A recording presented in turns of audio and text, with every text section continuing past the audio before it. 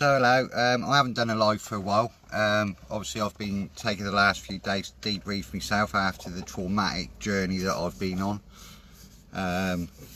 Nightmares of condor, hydrofoils coming past me and what have you. So to give you an update, obviously I've got 132 miles to complete up, and I will be doing that on the lake. So the lake is at South Cerney Outdoor, Lake 12. I'm going to be down there for the next 4 days, and I'm planning on finishing on Friday at 12 o'clock noon. So if you feel like you want to be in the area and come down and cheer me on the lake, I'll be down there for the next 4 days, just paddling around in circles, bit like a duck at the fair.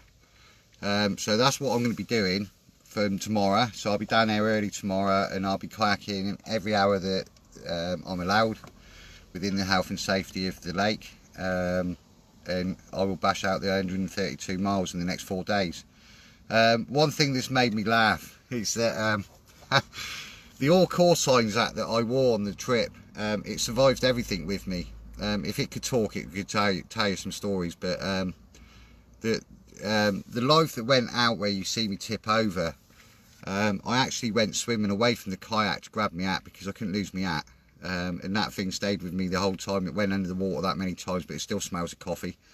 And yeah, it just makes me laugh when I look at it now and think, you know, that went through it all with me. And yeah, I probably saved that quicker than I did the paddles at the time, but I don't know what was going through my head. I just made a grab for it and kept hold of it, and it stayed with me.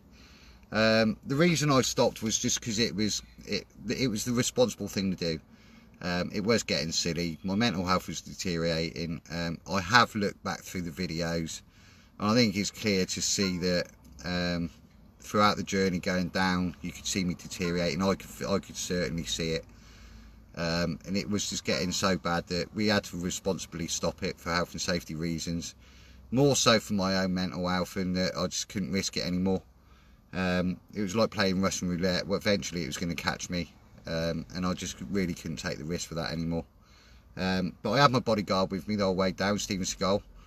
I tried to run him over a few times when he was sat in the ocean in front of me. I aimed the kayak at him, but he had bollocks like King Kong. He just sat there and looked at me and went past the kayak looking at me like that. What are you doing in my water? I totally get it.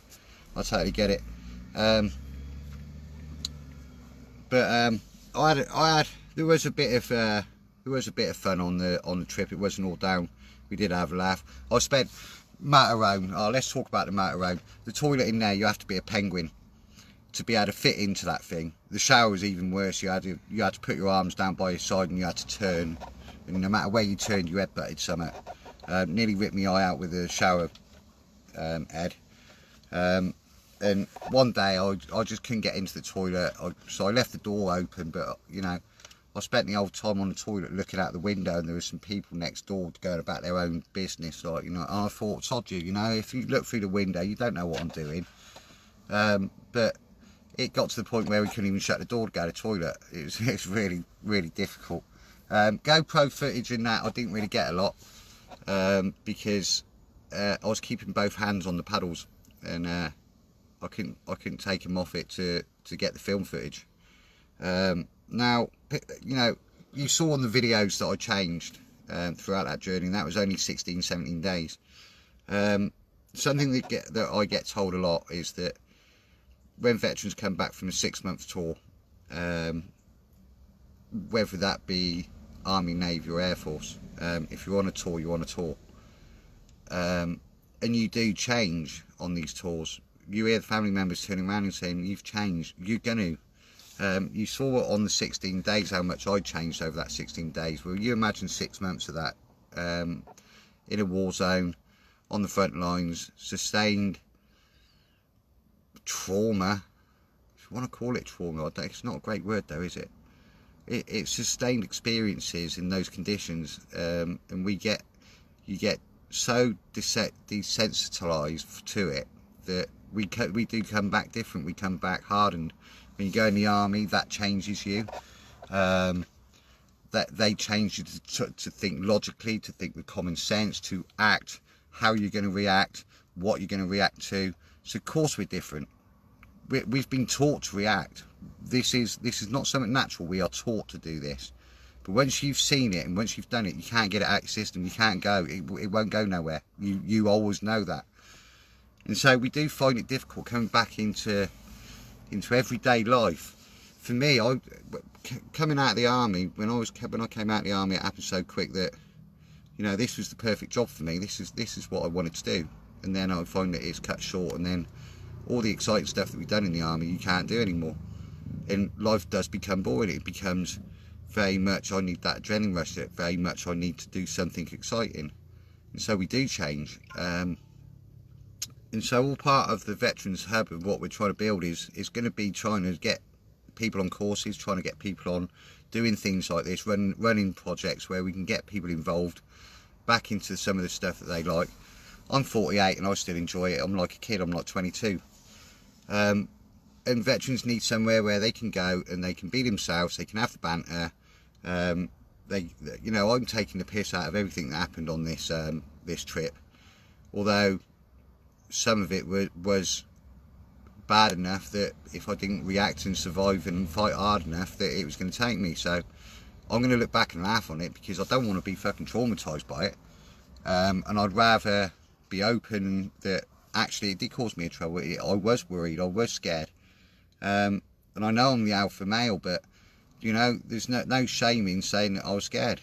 And I truly was. I was very worried for my life at quite a few occasions.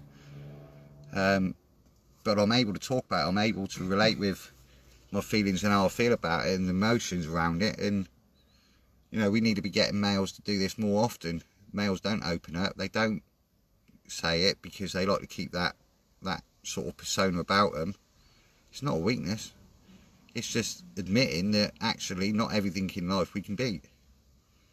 And yeah, sometimes we've just got to admit that we can't take it on, and we've just got to step back, regroup, and then see what we do afterwards, and how we tackle it again. Which is pretty much what life is like, isn't it? You know, we start going through challenges and you just got to get through them. So we want to give the veterans somewhere that's theirs. We want to give them somewhere that they can turn up whenever they feel like it.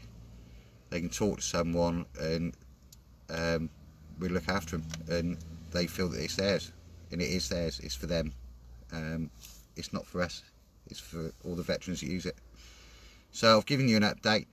I'll be on the lake tomorrow, which I've already said, and hopefully I'll see some of you down there. We put the flags up. We'll have the bucket out to collect some money. So if you feel like coming down and slipping a tenner in the donation bucket, please do. Give us a wave and cheer me on, and that's where I'll be for the next 4 days. So if you're free, come down and see us, say hello. We'll have some press involved, and you know, that'll be the end of the kayak trip, and that'll be the end of my 322 miles. So Friday ticked off. I don't have to get in the kayak anymore. See you later. Bye bye.